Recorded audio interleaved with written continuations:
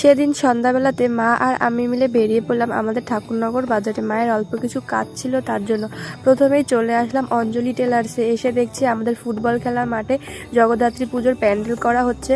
তো মা প্রথমেই চলে আসলো ব্লাউজ দেখতে। মায়ের ব্লাউজ পছন্দ হয়নি, তারপরে আমরা চলে আসলাম সবজি বাজারে। অল্প কিছু সবজি কিনে তারপরে চলে আসলাম কাকির দোকানে ঘুগনি খেতে। ঘুগনি খেতে খেতেই ভ্যানে করে সোজা চলে যাচ্ছিলাম বাড়িতেই। তারপরে মনে পড়লো আজকে ছিল বুধবার, আমাদের ঠাকুরনগর ঠাকুর বাড়িতে আজকে শান্তি সভা। তাই প্রথমে চলে আসলাম আমরা ঠাকুর বাড়িতে। এসে মা একটা আইচের মালা কিনে নিল। মায়ের মালাটা ছোট হয়ে গেছে তার জন্য। আমাদের ঠাকুর বাড়িতে প্রত্যেক মাসেই একবার করে শান্তি সভা হয়, যেটা বুধবার করে পড়ে।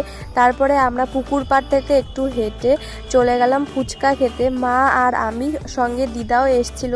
তো আমরা তিনজনে মিলে ফুচকা খেয়ে হাঁটতে হাঁটতে বাড়ি চলে আসলাম, কারণ আমাদের ঠাকুর বাড়ি থেকে বাড়িটা খুবই কাছে। তো যাই হোক, আজকে